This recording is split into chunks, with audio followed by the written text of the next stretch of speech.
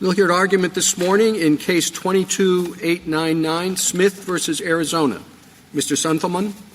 Mr. Chief Justice, and may it please the Court, Jason Smith was denied his Sixth Amendment confrontation right when the state used a substitute expert, Gregory Longoni, to convey the out-of-court testimonial statements of the witness who actually analyzed the evidence in his case, Elizabeth Rast. Longoni had no personal knowledge of the testing that Rast performed. And in terms of what Rast did, Longoni had no personal knowledge of what Rast did in terms of her testing. But what he did do was he conveyed Rast's statements from her own documents, from her report and notes, where he conveyed specifically the tests that she performed, the specific items that she tested, the procedures that she used. And when he purported to give his own opinions, Longoni was actually reciting verbatim the same statements that Rast made in her report to set forth her conclusions. Rast's statements were testimonial because any reasonable, objective person would understand that she prepared those statements for the primary purpose of creating evidence to use against Smith in his prosecution. The state's request in this case at Pet App 127A specifically identified Smith, the charges against him, that trial had been set in his case. And as the record shows at Pet App 99A, the state's attorney actually coordinated with Rast on her testing. And it is no wonder that in this case that the United States agrees that the judgment below cannot stand. The Court of Appeals, nonetheless, found that Longoni's testimony was permissible. And it did so applying the legal fiction that an expert may state the basis for his underlying conclusions and opinions under Rule 703 without offering that basis for the truth. That legal fiction, as the plurality in this Court recognized in Williams, is unrealistic. It's unrealistic to expect that a jury such as Smith would understand that fiction. And in this case, for the jury to have understood what Longoni's opinions were and to have evaluated those opinions, it necessarily had to have considered the truth of those underlying statements that were offered to support them. The state here made a strategic choice to make Rast a witness against Smith, and in doing so, it elicited Rast's statements through Longoni. And when it did so, it was required to present Rast for cross-examination. Its failure to do so violated Smith's confrontation right. I welcome the Court's questions. Would you take a step back and explain why you first think that this is testimonial, and two, how is it different from the report in Williams? Sure. Rast's statements here are testimonial because any reasonable objective person would understand that they were prepared for the primary and indeed sole exclusive purpose of creating evidence for Smith's prosecution. Again, that's set out from the state's initial request identifying Rast, the charges against him, the trial had been set, she coordinated with the state's attorney, and it was all generated through a formalized process in which she prepared notes and a report all on typewritten DPS letterhead bearing the seal of the DPS. And it bears emphasis that these are documents that were served as part of discovery in this case, to prove the facts that the prosecution was going to put on. So all of those circumstances meet the primary evidentiary purpose test, they meet the targeted individual test, and they also meet any requirement of solemnity that's required of Rast. I was just going to ask, why isn't it enough for the defense counsel to be able to ask Longoni about what happened in the lab? And he's going to have to say, I don't know. Well, then you're just relying on, what somebody told you, right? Well, what basis do you have for that? You say you're relying on this particular type of test. How do you know that was done? How long? Do you know how long that was kept in whatever? In other words, it seems to me that there is it's a two-edged sword. I mean, you put somebody up there like Longoni, whose knowledge is very limited. He seems he's ripe for cross-examination that could be pretty effective. Right. So there's Mr. Chief Justice, to answer your question, this is not a scenario where the state put on Longoni to testify about data that he reviewed in the abstract. And that would have been fine. There are a lot of things that the state could have done here that could have been fine. They could have had Longoni retest the evidence. They could have asked for a continuance so that they could secure Rath's presence. But at the end of the day, what they could have done was simply had Longoni take the stand and testify that I reviewed certain data in the abstract, and that is consistent with certain illicit substances. What the state couldn't do through Longoni was to recount Rath's statements that she performed certain tests on specific evidence in Smith's case. Those came from her testimonial documents, and that's what implicates the confrontation issue here. So we're not suggesting that a expert witness cannot rely on others. It's the moment when they introduce the testimonial statement of someone else where the confrontation right is implicated. Well, that's an interesting point, and I think it's correct. And if it is correct, then I don't understand why in your brief and in your introductory statement this morning you've gone out of your way to trash Rule 703. I mean, what are you trying to do? Well, under Rule 703, I think Rule 703, Justice Alito, operates in conjunction or in parallel with the Sixth Amendment. Rule 703, as a rule of evidence, it can prohibit certain evidence, and if you pass the hurdle in Rule 703, when you deal with testimonial statements, you have to pass the higher burden of the Sixth Amendment confrontation. Yeah, of course. But 703 does not provide that the facts on which an expert relies in reaching his or her expert opinion are put before the trier of fact for the truth of the matter asserted. Isn't that correct? We disagree with that. Logic tells us, commentators, jurists, legal treatises all tell us that when you put forth an expert's underlying statements that are offered on which the expert bases an opinion, and those statements can only support the expert's opinion insofar as they're true, then you're necessarily offering those statements. Oh, okay. Well, I understood you in your introductory statement to retreat from that. So that's what I want to pursue. You can win this case if you establish that Rast's notes were testimonial and therefore introduced for the truth of the matter asserted. You don't have to take out Rule 703 in order to do that.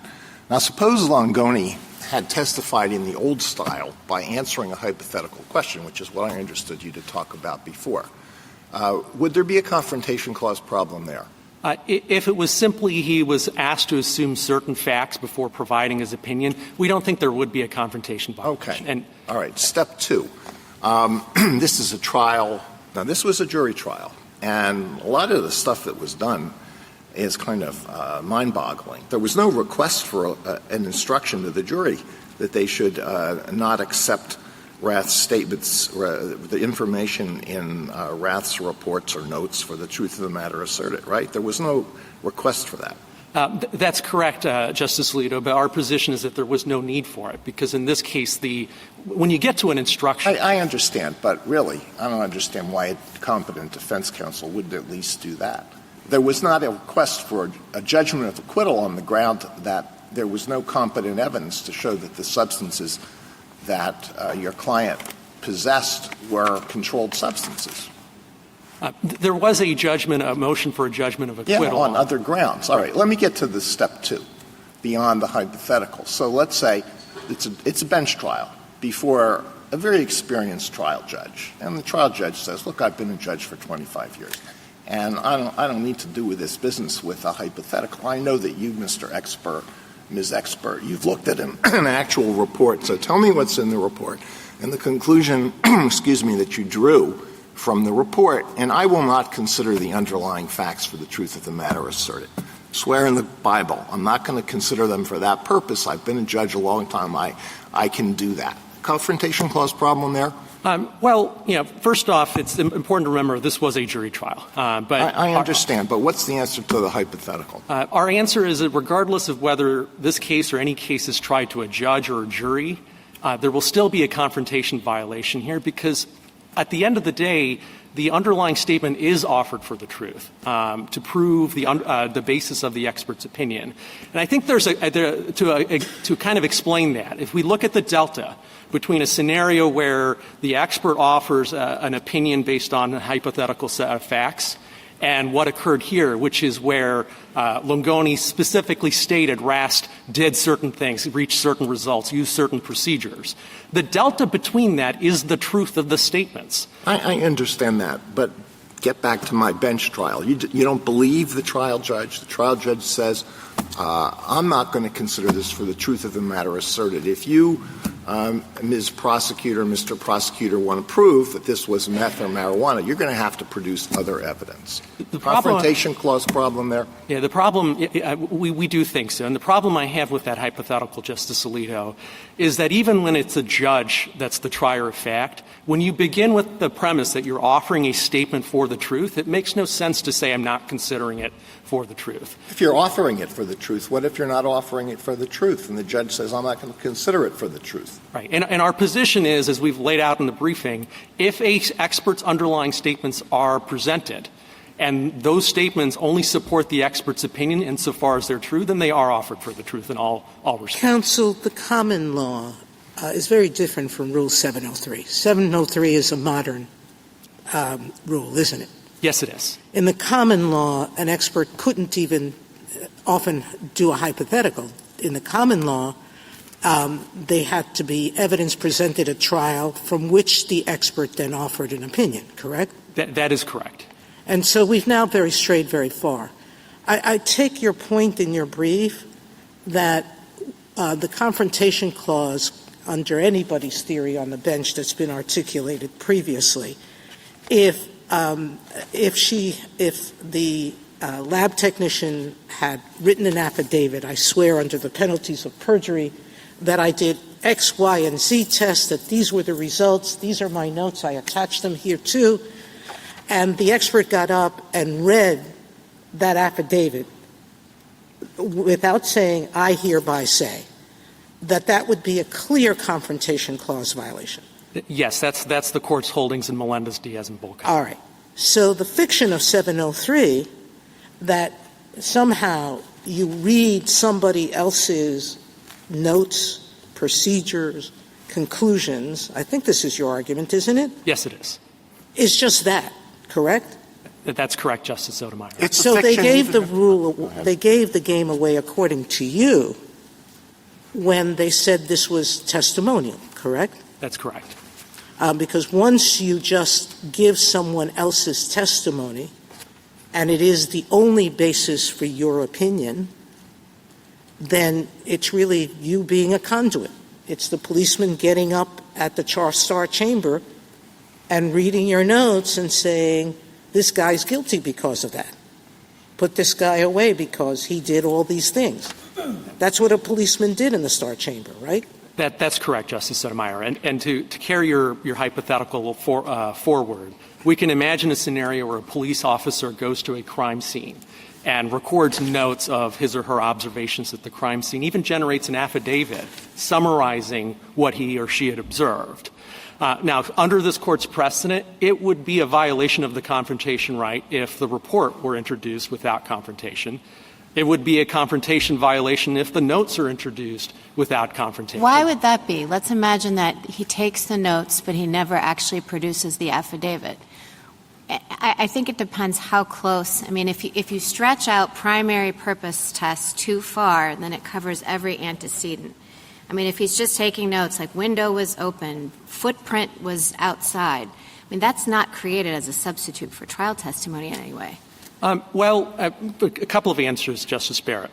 In that hypothetical of the police officer, we would also submit that if a second police officer took the stand and recited statements from the notes, that too would be improper. But to answer your Honor's... But it has to be the notes, right? The notes then would be the statement that mattered, the testimonial statement. That is correct. And if there shouldn't be a distinction drawn in this case between the notes and the report. Not this case. You said, I'm taking your hypothetical, and you said it wouldn't be any different if a police officer went to the scene, and jotted some notes down that there would be no functional difference between the notes and the affidavit. That doesn't seem right to me, so I'm wondering why. The reason is that the police officer is recording those notes, depending on the circumstances, for a primary evidentiary purpose. These statements could later be used at trial. Everything in investigation is done for the purpose of establishing a case against the defendant. So you're saying everything you jot down?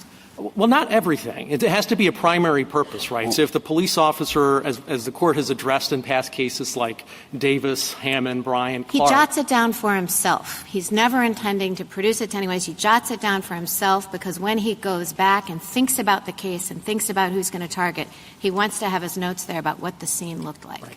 And if we can imagine how that would translate here to the scenario forensic examiner. No. Stick with the hypothetical. Right. From our perspective, that would be testimonial because the police officer is going there with a objective primary purpose of recording observations at a crime scene, knowing that could be. It must depend on the facts, right? I mean, it must depend on the facts as to whether the notes are sufficiently closely tied to the report to fall within the same umbrella or not. I mean, there are some notes that wouldn't and some notes that would. I agree, Justice Kagan. But you just said the notes in that hypothetical would under your test. Justice Barris, I'm assuming in that hypothetical that the notes were prepared in conjunction, knowing that an affidavit would be prepared. Can I just... That wasn't the hypothetical I gave you, though. I said it was just for himself and he wanted to take it back as he thought about who to target in this investigation, and you said that would be testimonial. From our perspective, that there's a link there between the notes and the report. On the question of what is testimonial, I guess one question I have, which goes back a ways, which is what tests to apply. And so I just have a question. Why shouldn't we adopt the test that Justice Thomas has been advocating in his opinions since White? And under Justice Thomas's test, under that test about formality and solemnity, why don't you lose here? Well, first off, as we understand Justice Thomas's opinions in White, in Williams, and Clark, the circumstances matter. It doesn't have to be that the statements are necessarily in a formalized affidavit or deposition testimony. The circumstances matter. Why shouldn't we adopt that test was the first question. Because I think it strikes too narrowly.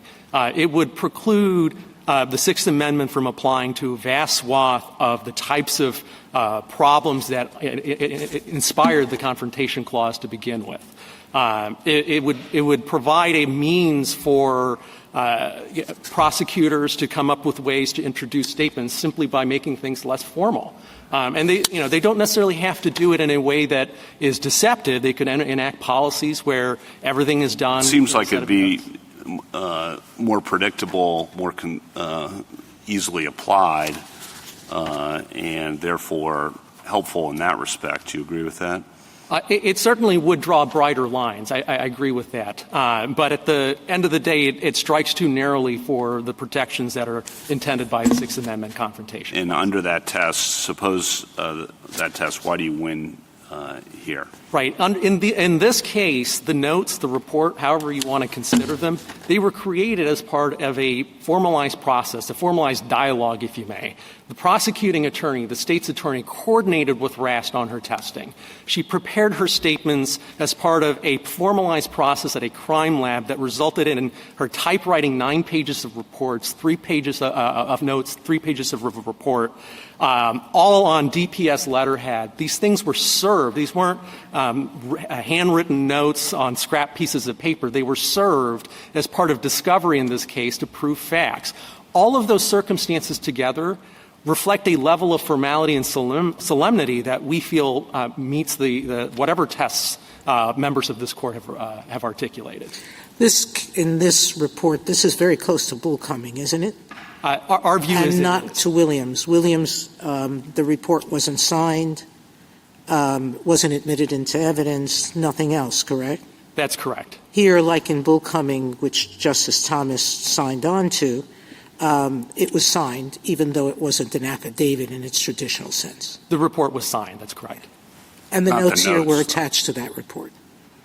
Pardon me? And the notes here were attached to that Yes. The notes essentially were an appendix to the report that Rass prepared. There might be an argument that we don't really know when they were appended, but that's how they were introduced. Thank you, counsel. Justice Thomas, anything further? Justice Alito? Well, just to follow up on your answer to something that Justice Sotomayor asked, I thought that when we finished our little questioning that you were saying that Rule 703 created a problem under the Confrontation Clause. But do you want to go further than that and say that experts not only can't answer hypothetical questions, but also that they can't take into account any facts that are not proved at trial in their presence? I don't think we would go that far. So I think under Rule 703, a hypothetical question is fine so long as you're not saying reciting Rass statements that I did X, got X, Y results. I think that's fine. Where, again, the problem arises is when someone like Langoni takes the stand and provides those. Okay, so you're not making the argument that that was the state of the common law in 1791, and therefore that's what the Confrontation Clause incorporates. You're not making that argument. We're not making that argument, but also we ought to be mindful that the notion that you can introduce a statement through an expert under Rule 703 also wasn't around at the time. Okay, thank you. Justice Sotomayor? There's a circuit split on two separate questions. The first is what test exists for an out-of-court statement to be testimonial. That's Justice Thomas's position and the one that Justice Kavanaugh asked you about. Does it have to be sworn and signed, sworn how and signed, et cetera, et cetera? Here I understand Arizona conceded that. I know in its brief it raises that question, but the question presented, everything centers around that concession that it was testimonial, right? Well, the state of Arizona, the state did not challenge whether any of these statements were testimonial in the proceedings below. That's correct. So the question before us is whether under the facts of this case, the statements were offered for the truth. That's correct. That's a separate question, and that's the second part of the split among the circuits. Right? That is correct, Justice Sotomayor. And, to the extent that there is a consensus on the court, we do think the court should decide the full issue here and condemn this practice of using a substitute expert to convey testimonial statements. But the court may, for prudential reasons, decide to write an opinion that's narrower. Just on the second split, which That's is correct. Whether this is testimonial the way it was done. That's correct. All right. Justice Kagan? Justice Gorsuch? Kavanaugh? Justice Barrett? Justice Jackson? Good morning. I want to give you an opportunity to speak to the administrative burden point. As I read some of the arguments on the other side, there's a concern about criminal defendants challenging every piece of forensic evidence and bringing the criminal justice system to a halt under your rule. Are they right about that? And if not, why not? We respond with that there are three significant practical limitations on the confrontation right that would prevent the sorts of outreach that the state and the United States complain of. The first is that you have to deal with statements. Most of what experts deal with are physical evidence, photographs, things found at a crime scene. And we're not suggesting that an expert can't rely on that simply because someone else collected that physical evidence. The second is that even if a statement is involved, it has to be testimonial. So as this court has recognized in Melendez-Diaz, Bullcoming, statements that are made in a hospital context, for example, for treatment purposes aren't testimonial. Similarly, most statements in the course of a business that isn't directed to generating evidence isn't going to be testimonial. And experts can rely on all of that. And then third, I think very critically, the state, the prosecution, does not have to put on every statement to prove its case. And to kind of provide an example here with this case, what the state could have done was simply have Langoni testify in a hypothetical, abstract fashion that he reviewed certain data, and that's consistent with the findings of that this is a illicit drug. But they went further than that. They had Longoni actually recite statements saying Rast did X, she used Y procedures, and she reached Z results.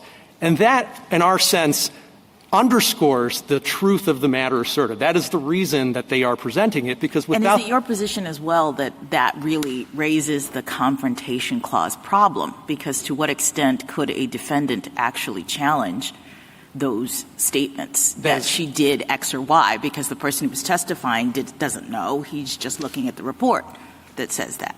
That's correct, Justice Jackson. Thank you. Thank you, counsel.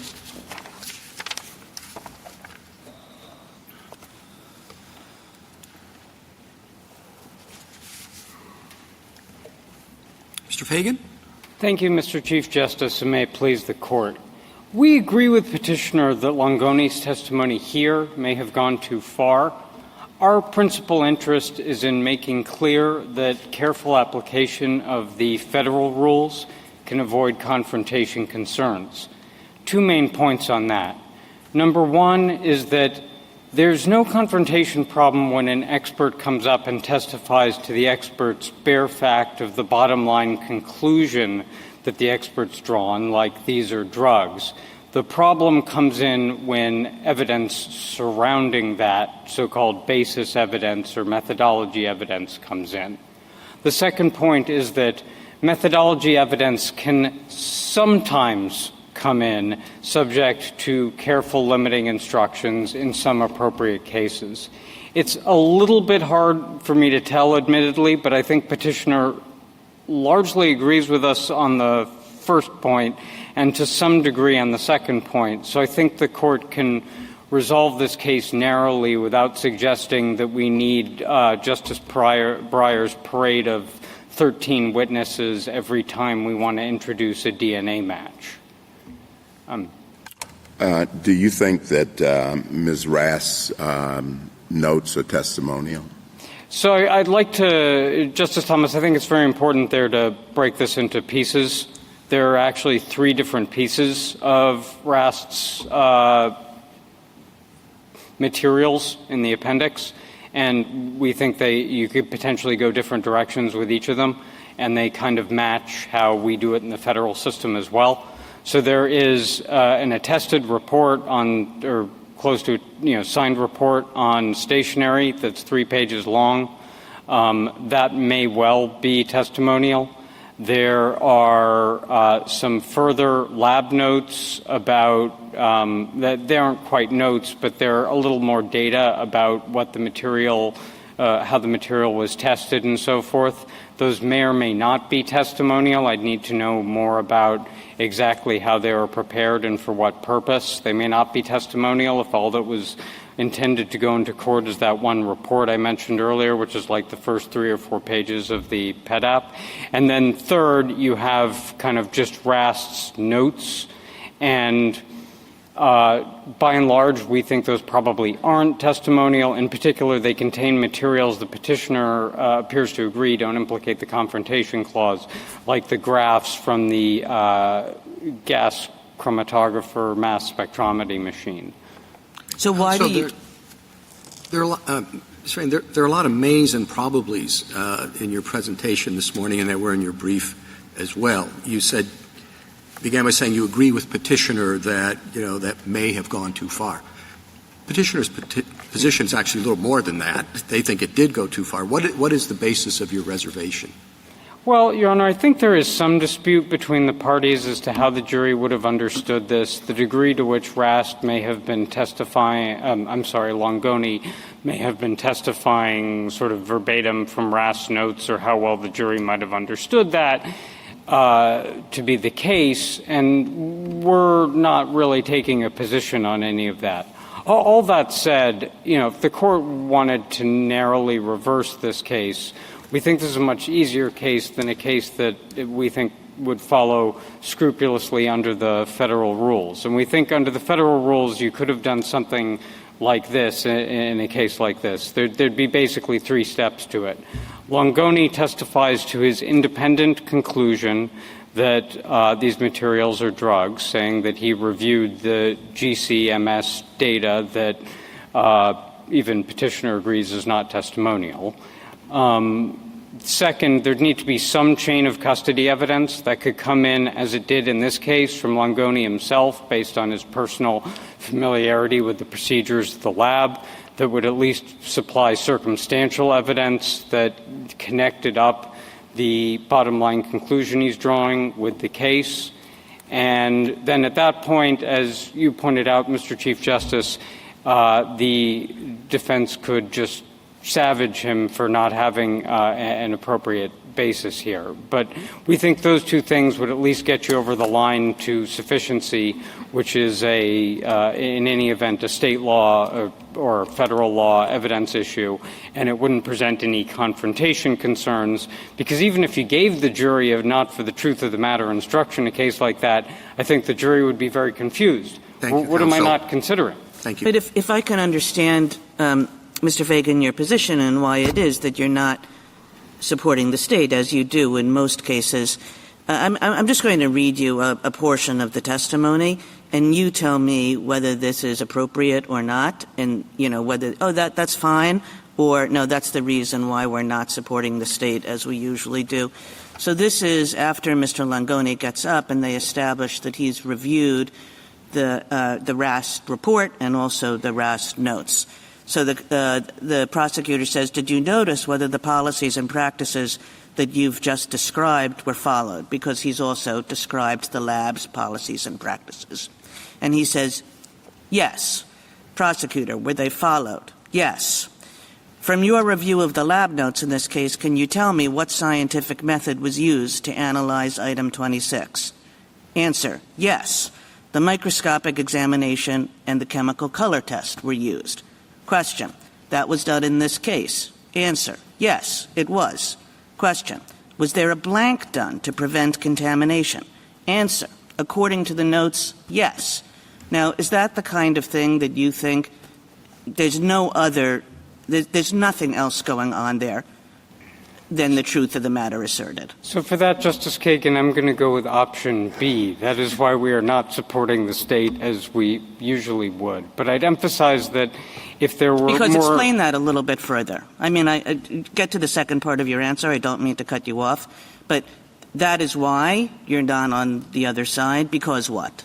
Well, so as I was explaining in response to the Chief Justice, we do think that you could introduce circumstantial evidence about what procedures and tests might have were likely run in a particular case by just saying every time we get something that we think might be methamphetamine. I understand that, but I was asking... They went much further here, and we don't think that's the way this should come in, and that's not how we would try to introduce it in federal court, or if we did, we'd have someone who could testify from personal knowledge to that. There you might have a problem, and that's not even the kind of thing we necessarily think you could get in not for the truth of the matter asserted. The kinds of things you might be able to get in not for the truth of the matter asserted, to take a couple of simpler conceptual examples, are, number one, you could imagine some ballistics evidence where one expert does it by taking some measurements and calculating based on math, and another expert sets up some sort of experimental setup. The jury might not be able to understand either the math or the experimental physics, but they might have some intuition as to which methodology they thought was more reliable. Another example might be a case where both the... I'm sorry to interrupt you. I'm sorry. No. You have every right, Justice Gorsuch. No. Whether I have a right or not, I'm still sorry. But before you go on, I just wanted to make sure I understood your answer to Justice Kagan. And I think the distinction you're drawing, and I just think this, is on the one hand, if the expert had gotten up and said, industry standards or forensic standards require these tests, and assuming they were done, then yes, I believe this was a controlled substance, permissible. I hear that more or less is what you're saying you want to reserve and make sure is possible, versus saying Ms. Rast ran these tests. Ms. Rast found that they meet the criteria, and therefore I believe they are controlled substances. Is that a fair distinction? Is that a fair understanding of the distinction you're drawing with Justice Kagan? Yes, I think that is basically fair. If I could just qualify it slightly Sure. in two ways. I think the problem with the second one is simply testifying that Rast did something. These things, yes. And as to the first one, I just add on something I think the expert could testify, or someone else could provide this testimony, that not only do forensic standards require this, but our lab is accredited, our accreditation requires it, this is what we invariably do. Based on his personal knowledge. Based on his personal knowledge of what the lab So does. it's either personal knowledge, an industry standard, or a hypothetical would be all okay. The line is saying, I am sitting here telling you what Ms. Rast did, for the truth of that. That's correct, Your Honor. But we do think that the former evidence would be sufficient under the federal rules because it's evidence. No, I just want to make sure I understood the distinction. I'm sorry for interrupting. Can I take you? Oop, I won't. Thank you, counsel. Justice Thomas? Justice Sotomayor?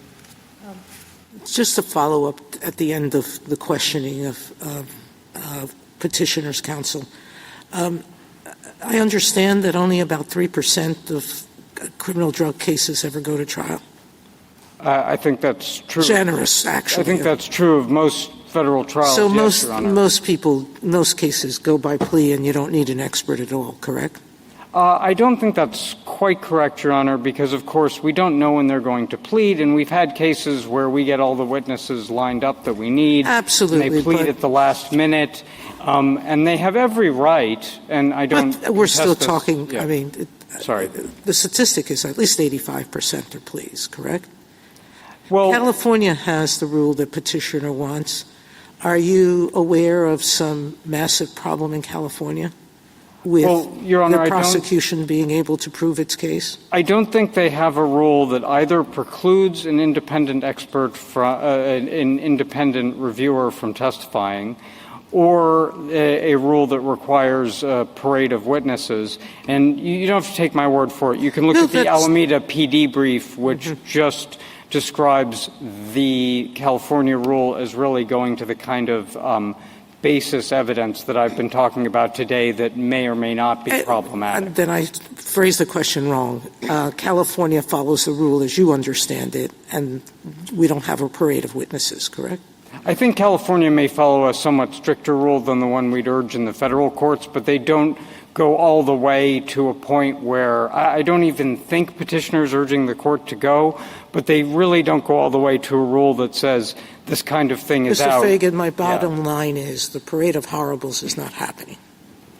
The parade of horribles is not happening, but if this court were to suggest to us that, or to suggest to the lower courts, either that you can't have even a quote-unquote substitute expert who, to be clear, is doing the exact same thing a second reviewer at the time would be doing, or if the court were to suggest that we really do need a parade of witnesses in these cases, I think it would get substantially worse.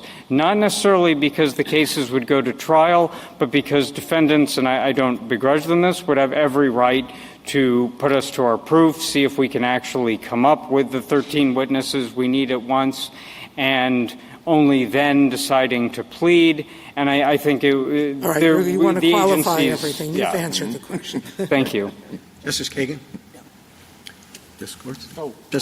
I'm sorry, Chief. I did interrupt you. You wanted to go say something else entirely. Here's your shot, if you can still remember. Thank you, Justice Gorsuch. I believe, if I recall correctly, I'm tempted to go any number of directions with this, but no. I believe that is not the invitation I gave you. Understanding what you're asking me, I believe I was in the middle of giving a second example of methodology evidence that a jury might be able to easily separate out from any for truth purpose. And the second one would be where, for example, both sides might be relying on the same piece of evidence, and one side thinks it proves one thing and the other side thinks it proves another thing. They're both applying the same, they're both looking at the same X-ray. One radiologist thinks the carcinoma was caused by this, the other thinks it was caused by this. And I would emphasize that under the federal rules, you are entitled under Rule 105 to a limiting instruction that it not be used for the truth, and we presume that juries follow those instructions. Thank you, Justice Gorsuch. I appreciate it.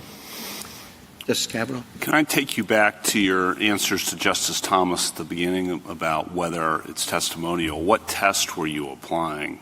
There I was applying what I think the court has announced as its test, which is the primary purpose of creating an out-of-court substitute for trial testimony. I think that's basically a direct quote. Do you have a from position Brian. on whether the test that Justice Thomas articulated in Williams versus primary purpose is more consistent with the Constitution or better? We don't have one that we don't have a position that we're presenting today because that hasn't really been the focus of the case. I think one thing on remand would be whether the testimoniality of the statements is still open to question. But as between the two of them, if the court wanted to open that up again or to adopt Justice Thomas's test, we wouldn't oppose it doing that. We just haven't, so as we admittedly might sometimes do, exceeded our book as amicus by suggesting the court take this case as an opportunity to do so. Thank you. Justice Barrett? Mr. Fagan, you said at one point, I can't remember in response to who, perhaps Justice Thomas, that Rast's notes came in a couple of different categories, and you stepped through them. Maybe it was Justice Thomas, and you stepped through them, and you said some might be testimonial, et cetera. You would need to know more, I think you said, about the circumstances under which they were prepared. Could you say a little bit more about that? Is that just the application? I guess I just want to make sure. Let's say that I think they're all being introduced for their truth. Are you saying that you would need more information to figure out whether they were created with the primary purpose of creating a substitute for trial testimony? That's right, Justice Barrett. And maybe I can go a little bit further and explain that. The sort of bare report of these are drugs, this was the weight, I'm signing this is on our stationery, to the extent that was created with an understanding that it go into court as opposed to, I don't know, some like national security purpose or something like that. I mean, that's probably going to be testimonial. Yeah. Then you have these two other pieces of it. One is just kind of a further explication of what the expert did, and then the other is what we might call raw data. We think the raw data is very unlikely to be testimonial, and the middle kind of, here's a little more detail, could or could not be. And the things you might want to know are, number one, was this just being written down because of lab procedures or to document it for someone else or for some later internal review as opposed to for the purpose of it ever coming into court? And another one just might be, what do the accreditation requirements require? Because for a lot of forensic science, there are accreditation requirements that require that notes be gathered and made so that they can do, for example, reviews of whether you're following your accreditation. So it sounds like your answer would be different. Petitioner said in response to the hypothetical he raised about a police officer taking notes at the scene of the crime, that because those would be made with the primary purpose of creating evidence or establishing a fact material to the case, that those would be testimonial. It sounds like under your definition and your approach to Rast's notes, you would disagree with that. Well, I would agree with Justice Kagan that it would depend on the facts and circumstances under which the notes. Right, but the facts and circumstances being he's jotting notes down that he's not doing because he anticipates incorporating them into a later affidavit. He's just jotting them down so that when he goes back and he looks, he can say, here is the lay of the land. Who do I think the suspect might be? I understood Petitioner to say that's testimonial. Yeah, I think something that is created for an investigatory purpose as opposed to with a focus on court may well not be testimonial. And so in your response to me about Rast's notes, it's kind of like the further away the notes get from the report she was creating, that's some evidence or a factor to take into account in determining whether they were created for the primary purpose of being a substitute for testimony. I think that's a very important factor, Your Honor, because particularly, there's admittedly a little bit of a chicken and egg thing going on here with the court's ruling versus how I'm answering this question. Right. Because I think, lab experts are fairly likely to be aware of how the court is construing these things. But to the extent that you have what you have in basically every case, no scientist is an island, some collaborative lab work, and I'm just preparing some work for you to look at, and then you're kind of running the show. I don't know that what I'm preparing for you are just careful documentation in accord with accreditation or internal review procedures. I don't think that's going to be testimonial. Okay. Thank you, Mr. Fagan. Justice Jackson? So I found Justice Gorsuch's question very, very helpful, and I'm just trying to bear down again on the government's position about methodological evidence as you've articulated it. So I think I hear you saying that when an expert testifies in general about, as Justice Gorsuch said, industry standard. This is the way this kind of testing is ordinarily done. This is, from my own personal knowledge, how the methodology is typically taken care of in these situations, that's could be okay and no confrontation clause problem. But that the problem arises, I guess in this case, when the expert's testimony actually relies on the statements in this lab report about what was done to this evidence and sort of vouches for that, right? When the expert says, not this is the way things are normally tested, and I'm telling you that from my expert view, but in this particular case, the evidence that was collected was tested in a certain way. I'm assuming that that's actually true, and now my testimony is X on the basis of that assumption. Is it the government's view that that is not being offered for truth, or it is in the latter scenario?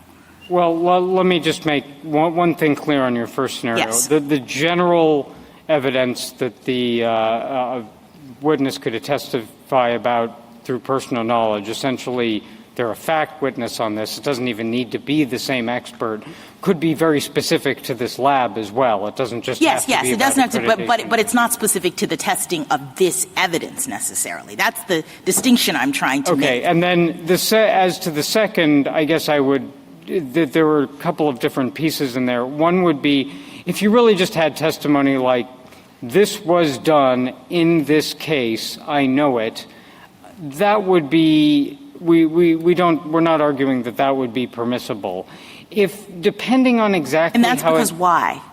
Well, you're testing something outside the personal knowledge. You really are just repeating in effect, repeating the substance of out-of-court and statements. Offering it for its truth, right? Because you're assuming that it actually was done in that way, in the way that you're where testing. the statement is to the jury, expert B, who is not me and you're not hearing from, did these tests, that's problematic. I think there might be, I would reserve, Justice Jackson, just depending on how it comes in as trial and how it actually winds up being shaped and what kind of limitations there are on it, something like the notes purported to say that these tests were run in this case. I have no reason to believe otherwise, and I have proceeded on that assumption. Why is that? And your objection, or the reason why you think that's okay, is because why? Well, the expert is making clear that the expert is not making this direct testimony about what in fact happened in the case. I think it may well, in those circumstances, be a lot closer to the circumstantial evidence, and it shows. But isn't he still offering it for truth to the extent that he's assuming that it did happen in that way? I think in that circumstance, all the expert's offering for the truth is that the expert's assuming it. I think, to get back to the Chief Justice's point that these people can be savaged on cross-examination, you'd say you're just assuming that because that's what usually happens and that's what purported to happen in this case. But you don't know for a fact that happened, do you? And I think you could. How would a defendant ever, without the lab technician, actually challenge the assumption?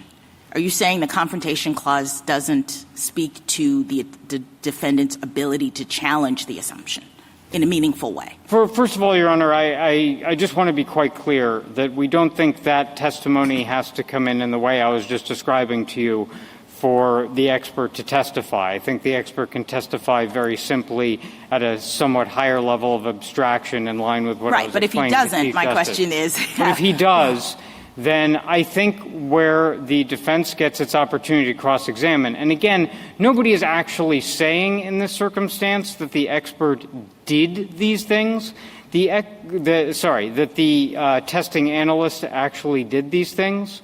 The testifying expert is simply saying, I am, this is how we usually do it. I've reviewed a case file that says it was done in this case. I have no reason to disbelieve that, but makes clear I can't personally tell you that's exactly what happened in this case. Okay. Thank you, counsel.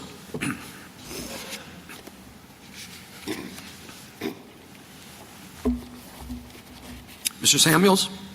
Thank you, Mr. Chief Justice, and may it please the Court.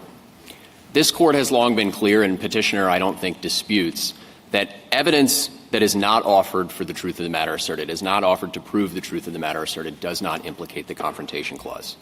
Meanwhile, Arizona law has long been clear that evidence offered only for the purpose of explaining the basis of an expert's opinion is not and cannot be offered for the truth of the matter asserted.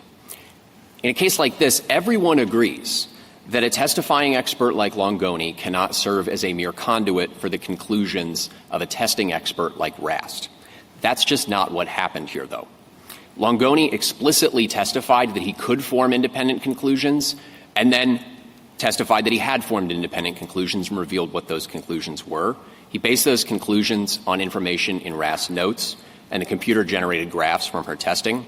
The trial judge who heard that testimony thus correctly found that Longoni had testified to his own opinion and correctly held that there was no Confrontation Clause violation. The judgment below could also be affirmed on the independent ground that Rast's notes were non-testimonial. That is not something that the State has ever affirmatively conceded in this case.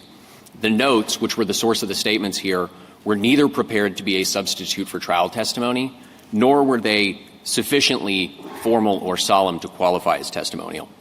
The notes differ in many key ways from the report, and Petitioner, perhaps recognizing this, repeatedly tries to make the report the focus of this Court's inquiry, but there is just nothing in the record to support the assertion that any statements from the report were referenced at trial here. The closest they get to coming to that is they say that he recited the conclusions from the report. There's no indication in the record that's what he did. He said the same words, but it's just a standard conclusion. It's the standard language that a lab analyst would use, that a substance has a usable quantity of fill in the blank. In this way and in other ways, Petitioner encourages the Court to look well beyond the unique facts of this case, and he sets his sights instead on a far-reaching new rule without any real workable limiting principle. We don't think the Confrontation Clause requires the anomalous results that would result from Petitioner's rule, and we think this Court should decline Petitioner's invitation to greatly expand the reach of the Confrontation Clause, which is what we think they invite. I welcome the Court's questions. You put quite a bit of weight on the argument that Ms. Rast's statements or notes were not introduced for the truth of those notes.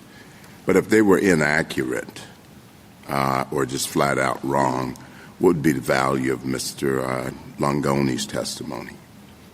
We don't dispute, Your Honor, that the value of Longoni's testimony is very much directly related to Rast's notes and whether they are reliable or not. But we think that's exactly what 703 gets at, which is that the jury can use that information, the underlying what we've called basis evidence here, to evaluate Longoni's opinion, but not for other purposes. Well, you don't think that in the context of this trial, of a criminal trial, that has some friction with the Confrontation Clause, if the truth is necessary in order for the opinion to be useful? No, Your Honor. I think it's helpful to take a step back and think about what this case would have looked like if a limiting instruction had been given, because a limiting instruction is something that the defendant would have been entitled to if he had asked for one. Mm-hmm. And if one had been given, I think this Court would presume that a limiting instruction would be followed. It presumes that in nearly all cases, with the one exception, I think, of Bruton. And we think, counsel for criminal defense have stood at this lectern and have argued many times in other contexts that certain instructions are very difficult for a jury to follow, and nonetheless the presumption applies. And we think it would similarly apply in this case. That then begs the question, well, why does that matter here? Because there was no limiting instruction here. But I think the answer to that question is simply that the petitioner never requested the limiting instruction, and for that reason, I think there's not a Confrontation Clause violation here. Counsel, can I go back to one point, and that was your argument that this is non-testimonial. The government says that's not unclear. And to be frank with you, I don't see it argued anywhere below and anywhere at trial, actually. I don't see it anywhere in your cert stage briefs in the courts below. I see it in your red brief, and you argue it here, but you sort of have a footnote on that argument, and that's all. I don't know of any time that we've ever addressed a question that wasn't raised in the cert brief in opposition here, wasn't raised in courts below, was raised in a footnote at best in the red brief. Isn't the entire premise of the question before us that the information was testimonial?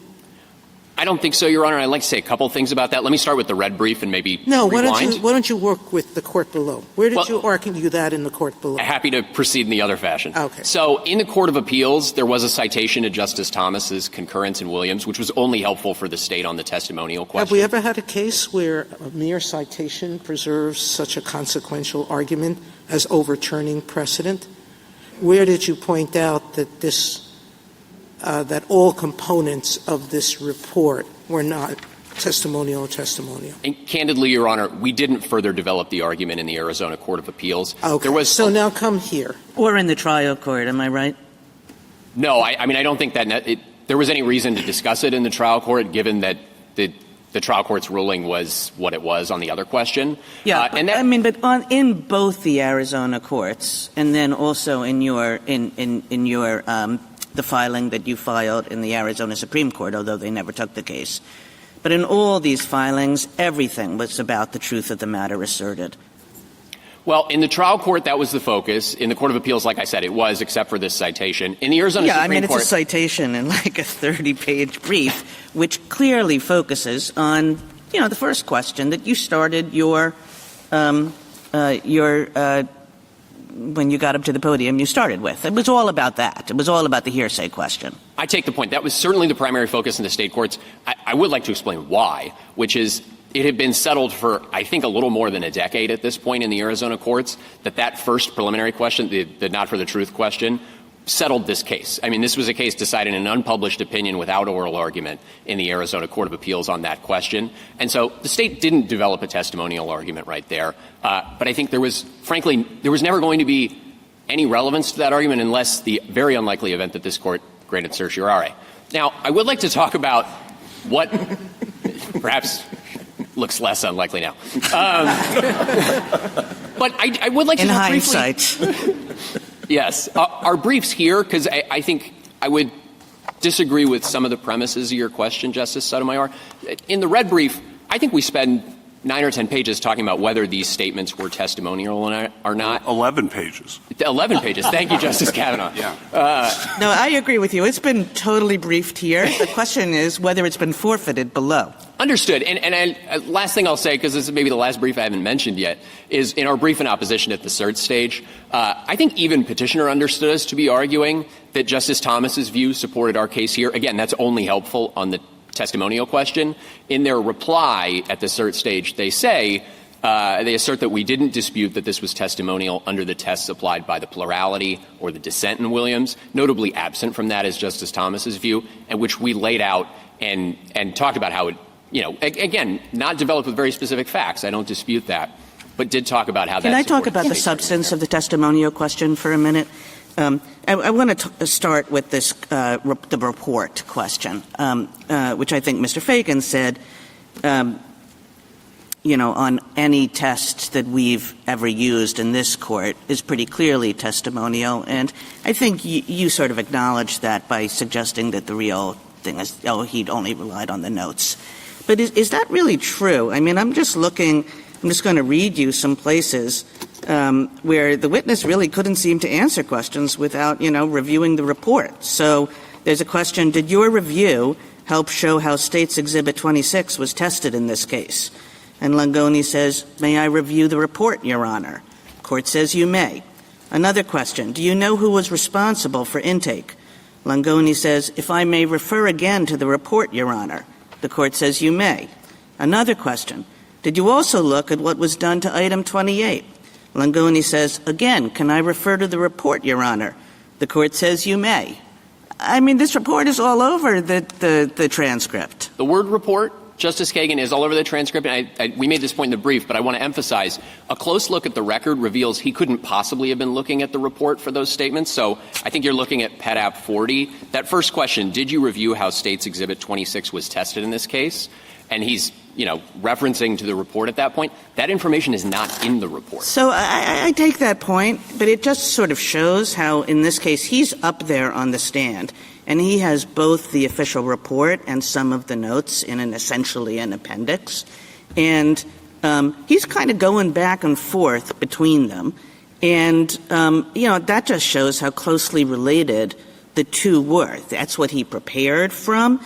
He reviewed the report and he reviewed those underlying notes, which basically, went through, because the report, as you say, is just the conclusions, but it's the notes that tell you exactly what Ms. Rast did in the case, and he is repeating the notes essentially to say, this is how it was tested, this is this is what Rast did. We don't dispute that he's relaying some information from the notes, certainly. But as it relates to the notes versus report question, we're not saying here that he never would have looked at the report or that he was totally ignorant of it. But there's no indication in the record that he ever relayed anything from it. The only thing in the report was the conclusions. And he does state the exact same conclusions in the exact same words after using the notes to say, to go through essentially in the same words again, everything that Rast said about what she did. He uses the same words. I made the point in my opening, and I think it's an important one, that this is just standard language for this. Usable quantity of X is the legal thing that you have to prove at a case like this, and I think the folks at the lab know that. I think it's also the case that if you think about what it is that he is actually testifying to, if you look at his actual testimony, he's asked specifically if he can form an independent opinion. I don't think he would have said yes to that question if he couldn't form it from, for example, the graphs, which he specifically says he looked at. But we don't have to just accept his word for it, right? I mean, we do have to kind of figure out the extent to which his opinion is independent. And I guess that takes me back to Justice Thomas's initial question about your argument with respect to this being offered for the truth of the matter asserted. And I created a hypothetical that I'm hoping you can respond to that would help me to understand what you mean about it not being offered for truth. So suppose we have a murder that the police believe was committed with some kind of unconventional weapon that they find in the defendant's possession. So I'm envisioning something like a unique 3D printed gun or something. And at trial, the state puts on a ballistics expert who has not examined the weapon himself, but he bases his opinion on a report of a lab technician who has tested this weapon. And the lab report says how the weapon works. It explains how the technician figured that out. It says that the technician took the weapon in both of his hands. He stood 3 feet away from the target. He lifted it at a certain angle, pointed it. The projectile came out at a certain angle and velocity. And here is the photographs even of the final result, et cetera, of how it entered. Here are the measurements, the scatter plot. On the stand, the expert says, I reviewed the report and the photos and the measurements and also the pathologist's report of the wound on the victim, and in my expert opinion, this is the weapon that killed the victim. I take it that your argument is that the underlying lab reports are not being offered for truth in that situation, but I guess I don't understand why. The lab report is what is explaining to the expert how this weapon actually worked, since he never tested it, and he's unquestionably assuming the truth of the testing as the technician laid it out. So why is it that he's not that it's not being offered for truth in this way? Well, in talking about that hypothetical, I think it's important to emphasize these cases can be very fact-specific in evaluating a question like that. It's easy to think about two poles, but I think there really is a spectrum. And there's a spectrum in part because of, as we've said, mere conduit testimony is not permitted. And so I think there's an evaluation that's required in any case, and in a case like that one, to figure out, is the expert who's testifying really adding something, and is his testimony really the central thing that matters? Yes, he's adding something in my hypothetical because the technician is not saying anything about whether this is the actual gun that killed the victim. The technician is just saying this is how this machine that you found in the defendant's possession works. But that's the basis, right? The expert is saying I have to assume that it works in this way because I never tested it myself. And on the assumption that it works in the way that the technician says it does, my testimony is that this is the murder weapon. So it's possible that testimony like that obviously might not come in because of Daubert or other reasons, but setting that aside, if the expert was not familiar at all with the type of weapon involved, I'm not quite sure how they could offer a completely independent opinion. But again, assume that they have enough expertise in this particular type of 3D printing or something like that to do that. I do think it's possible that the different basis evidence that you're talking about there could be referenced. And again, but let me ask you, isn't this exactly the Confrontation Clause problem that the Constitution worries about? Because the expert gets up and he relies on this report that explains how this machine works. But he has not actually tested it. So the defendant could say, I agree with you, Mr. Expert, that if the machine worked in this way, it is the murder weapon. What I'd like to do is interrogate whether or not the testing of this machine was accurate.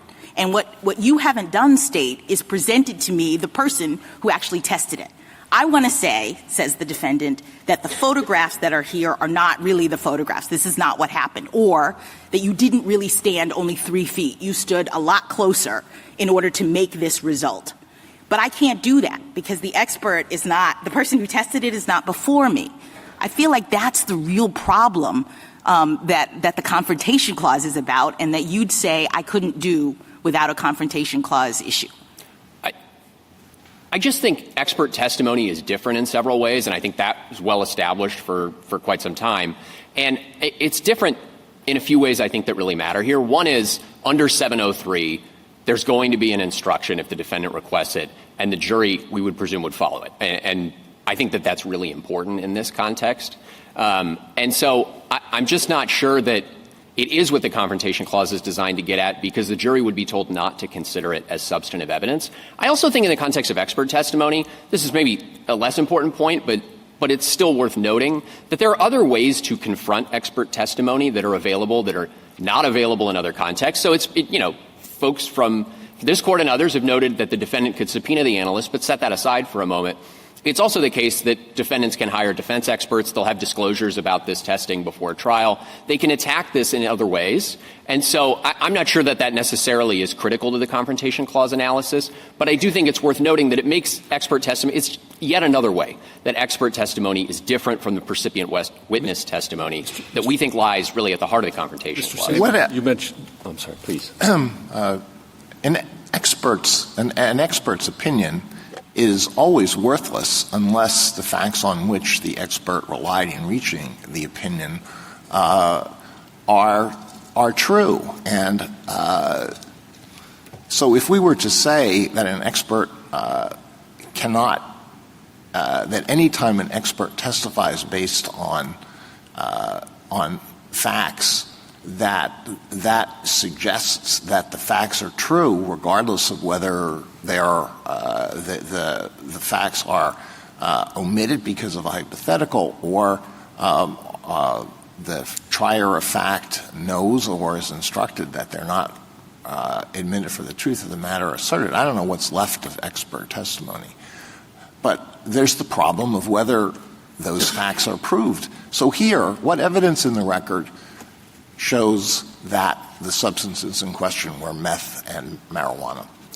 Sure. And if I may, I'd like to address the first part of that question just briefly, which is I do think, and some commentators have observed, that if this court were to adopt a rule like what petitioner proposes, it doesn't necessarily just have criminal law implications, because it really does change the landscape of Rule 703. And so it could have implications beyond that. To get to the last part of your question about what evidence was in the record, I want to be clear, but I take Your Honor to be asking about the evidence that this particular substance was tested, or are you asking about that this particular substance was what it was? So if the facts on which Longoni relied as an expert in reaching his conclusion were not offered for the truth of the matter asserted, then what evidence is there in the record that the substances were meth and marijuana? So there's Longoni's opinions, first of all, which obviously are offered for the truth of the matter asserted. And I do think there's, as there was in Williams, independent evidence from which the jury could draw the conclusion that this was the evidence that was tested. Well, what is that? So that would be, there's a line drawn all the way, literally from the crime scene to the courtroom. Yeah. So if I start at the end there, the three substances, items 20, 26, and 28, were admitted as physical exhibits at trial. So they were present in the courtroom for the jury. Photos of that. Of those. What good does that do when the jury would taste it or sample these drugs and see what they were? But I think in terms of them being able to draw the conclusion that these really were the substances that were tested, and thus, Longoni had something relevant to rely on in terms of the testing. So starting at the crime scene, photographs of those exact same items were admitted at trial so the jury could see that these are the same things. All right. There's chain of custody evidence that was testified to by law enforcement about how it got from the crime scene to an evidence locker. Right. That the only reason it left an evidence locker, the only time, was to go to the lab. And then the physical exhibits actually bear initials and a date that's just a few days after the evidence got to the lab. Yeah, okay. So that those exhibits were the ones that were taken from the scene. And let's say those are the exhibits that were sent to the lab, okay? What evidence is there that they were tested at the lab and this data is the data that was produced? So in terms of evidence that these particular items were actually tested by RAST, I think in terms of substantive evidence, a lot of the details that are in the record obviously couldn't be considered as substantive evidence. But I do think Longoni, even if you set all that basis evidence aside, pretend it never was referenced at all. Longoni testified that he was asked to evaluate the materials from a particular case number. That case number was otherwise in the record from law enforcement. And I think if you imagine no basis evidence at all, I think at the very least he could say, as he did here, that he reviewed the records from this particular case number, he independently reviewed the materials that were there, and these are his independent conclusions. And I think that's what I understand. Certainly if he had done so himself and replicated the tests, I follow everything you're saying. I get it. I also understand that if he'd said, well, as Mr. Fagan indicated, that I assume that traditional processes were followed, and here's what those traditional processes are, it's still be incumbent upon the state to prove up that assumption's a valid assumption, because as it was done in common law, hypothetical's only as good as the hypothetical, right? The hypothetical opinion. And if the bases aren't proven up, then the expert's opinion can be stricken even at common law. And here, I think Justice Alito's just pointing out, how could it, the only thing that this testimony could have been offered for does seem to be the truth that RAST did these tests and found these results. And I'm just struggling with, how is it not the truth, counsel? Sure. And let me try to explain why. If you think about the hypothetical I just posed, where none of that basis evidence was ever referenced at trial, and assume Longoni was permitted to testify that he reviewed the case records. No. But see, that's the whole point. Let's put RAST aside. RAST doesn't exist. He just comes in and says, I think this is meth and marijuana. That would be stricken, right? If I assume something happened and you never prove up the assumptions of what happened, that would be stricken. I think the link I'm talking about, which is to say he reviewed the records from a particular case number, I think would be required in order to make the evidence relevant. I point out that relevance is really not a constitutional Of course not. concern, We're not talking about relevance. We're talking about confrontation clause, right to confront the witnesses against you, right? It doesn't say witnesses who put their testimony with wax seals. It says witnesses, all witnesses. And here, he completely and utterly, as I think even the federal government recognizes, is quite unusually to come in, not with a state, as Justice Kagan points out, and says, well, in this case, there's a lot of stuff in which he says Rast says this and Rast says that. The report says this, the report says that, and I'm taking it as true, and that's important for my opinion. And that's where I think there's a critical difference potentially between him just being able to say that he reviewed these materials and not reveal anything about them, and him revealing so many details about the materials. That's what I understand the United States' concern to be. Obviously, we don't think they're right about that. We think they misread the record a little bit here. But set that disagreement aside, I still think under the United States' view that, one of the options that really should be preserved, even if Petitioner were to succeed in this case, and this would require a significant narrowing, I think, of Petitioner's suggested rule, is that the independent opinion testimony should still be possible, even if the detailed basis evidence can't be revealed. Oh, I'm sorry. I'll get back to it. But it seems Justice Thomas? Justice Sotomayor? Justice Kagan? Back to you, Justice Gorsuch. I've almost forgotten where I was at. I certainly took the United States and understood them to say, all right, he can testify based on assumptions, hypotheticals. He can but all those have to be proven up later to the satisfaction of the jury that they're true in order for the opinion to be valid. And here, again, he didn't do that. He said, Rast did this, and therefore I have this opinion. He didn't say, well, if somebody did this, and then the state later comes back and proves Rast did this because they call Rast or something else. That didn't happen here. So I get that there are many ways to skin the evidentiary cat, but this case just seems to fall on the wrong line of it. And then when we get to the testimonial question, whether it was preserved or not preserved, it's a big question. And the court has splintered on that in the past. And you're asking us to essentially adopt a very thoughtful view of one of my colleagues, but one of my colleagues. And that's a heavy lift in a case where it hasn't been argued below, isn't it? Well, a couple things. One is, we briefed both Justice Thomas's view and the primary purpose test in the briefs, and we think ultimately these are non-testimonial under either view. And so we don't need to decide that question. In terms of what the test is, we do think Justice Thomas's view is persuasive, but we don't think you need to revisit the primary purpose test because we think even under the primary purpose test, for some of the reasons that I think Justice Barrett was getting at with some of her questioning, the notes here just are non-testimonial under that test as well. So we don't think you necessarily need to confront whether to get rid of the primary purpose test or anything like that. And as to the preservation question, I do think it's well established this Court has the discretion to affirm on alternative grounds. And this really is a subsidiary question to the question presented. Ultimately, the question presented here. Thank you, counsel. I appreciate it. Justice Kavanaugh? Finish that. Yeah. Thank you, Justice Kavanaugh. My point was, this Court's rule, 14.1, says that a question presented comprises every subsidiary question. Really, at its core, the question presented here was there a Confrontation Clause violation? And deciding that question without the testimonial issue just doesn't make a lot of sense. Even Petitioner, as I understood them this morning, encourages the Court to reach that question, I think, unless it's going to come out against them and then maybe issue a narrow ruling.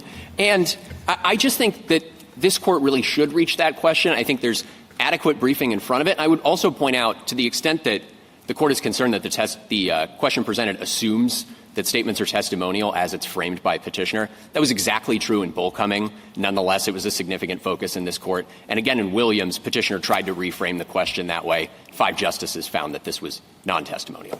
And you said you had briefed both the primary purpose test and the historical test that Justice Thomas has advocated.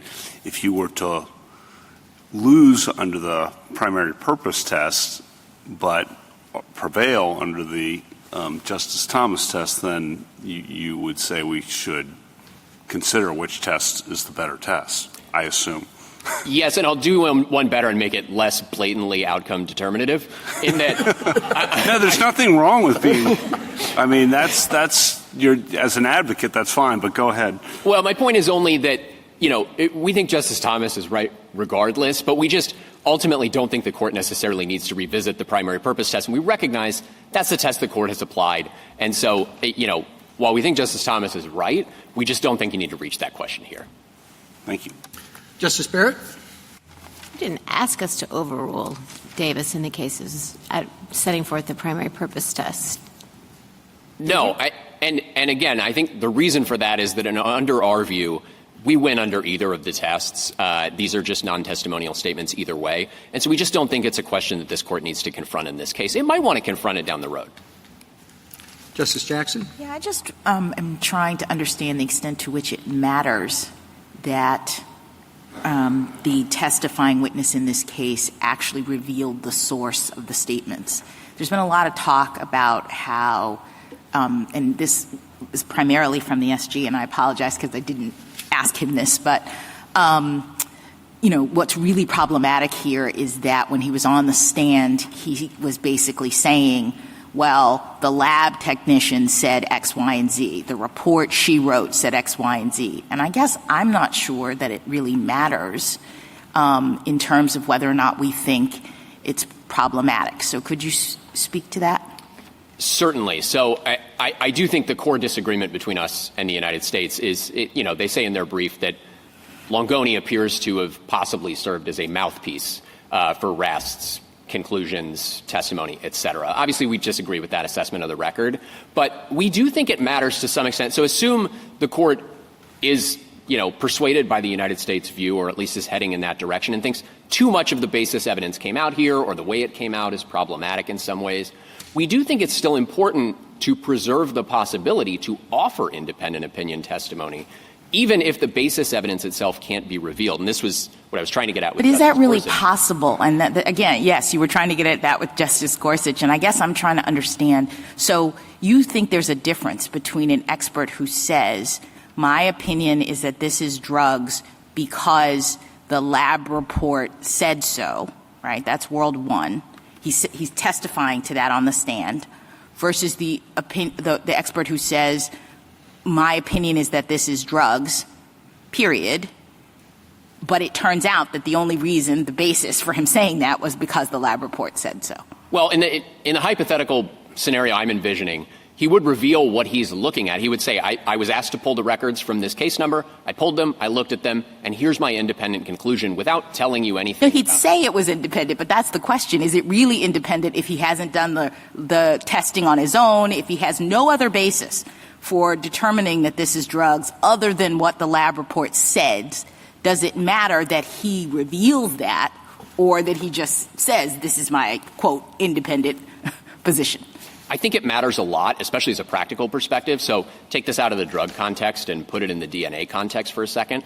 Oftentimes, the key witness in the DNA context who is evaluating things at the end wasn't necessarily involved in the testing, or maybe performed 1 out of 5 key steps. And then ultimately, they evaluate the materials and reach an independent opinion, which is what we think Longoni did here. And so if the court were to conclude that, in fact, in order for an expert to rely on underlying materials when they weren't involved in the testing, that's where we really get afraid of the multi-analyst scenario. What if the conclusion is not that he can't rely on it? Sure, he can be put up there, he can rely on it, but you have to make available the person who actually did the testing. Because what I want to do is, as the defendant, challenge the veracity or reliability of the testing. And I think that's what the Confrontation Clause allows me to do. Well, the Confrontation Clause, of course, is a procedural and not a substantive right. And I think that type of reasoning starts to put it more in substantive territory, to say that he's allowed to do a certain thing rather than to confront the evidence that's offered against him. And we perceive the key evidence being offered against him in a case like this one is a testimony. Thank you, counsel. Rebuttal, counsel? Yes. Thank you, Mr. Chief Justice. My friend agreed that there was never an argument in the proceedings below that the evidence was testimonial. Maybe a citation here, citation there. No argument in the proceedings below. So as the case comes here to this court, it comes here on the assumption that the statements were testimonial, and the court can treat it as such in deciding this case. But to the extent that the court does reach the testimonial question, We recognize that there is going to be a difficulty. There are going to be marginal cases where circumstances are different, and it's going to be difficult to apply either the primary purpose test, the targeted individual test, or Justice Thomas's solemnity test. But I'd like to emphasize here that this is not a marginal case. This is a case where under any of those tests, the statements here are testimonial. I'd urge the Court to take a look at Pet App 127A. That is the prosecution, the state telling Rast that this trial has been set in Smith's case, that these are the charges against him, and that she needs to create forensic analyses, evidence to support the prosecution's case against Mr. Smith. And it also bears emphasis, if you look at the notes in this case, they start on page 88 of Petitioner's Appendix. And if you look at the notes, they are written, these are not scrap pieces of paper. They're written on letterhead of the Arizona Department of Public Services with their seal. They're typewritten, and they were created on the exact same day that the report was created. It's essentially an appendix to that report. And so these are not some scraps of paper that were scrounged up and provided in this case. They are formalized documents that reflect the solemnity of Rast's statements in those documents. And so all of those factors we emphasize were not present in Williams with respect to the report in that case. Now, to the extent that, and I do want to go back to the hypothetical that I was discussing with Justice Barrett. And we're not suggesting that notes, any and all notes that are created are going to be testimonial. It is, of course, going to be circumstance dependent. But what is equally true is that a set of notes cannot be said to be non-testimonial simply because they use shorthand to set forth factual statements. So going back to the example of the police officer, if the police officer is taking statements from a witness, and this is a hypothetical that comes right out of Davis, if the police officer is taking statements from a witness and happens to do so in shorthand, that does not give the prosecution right to put on that police officer to introduce those statements from a witness. Nor does it provide a license to the prosecution to put on a different police officer and read statements from those notes, interpreting those shorthand. But at the end of the day, you're conveying a set of testimonial statements, out-of-court statements that have not been confronted. Now, I want to address a few other points. The United States made the point that there may be circumstantial evidence. And in fact, in Williams, the plurality recognized that there was ample circumstantial evidence in there that the prosecution might have relied on in addition to those testimonial statements. And that's likely to be true in a lot of cases. But, that is not what was done here. In this case, they didn't rely on circumstantial evidence. They could have said Longoni looked at certain data and reached certain conclusions based on that data in the abstract. But they went further.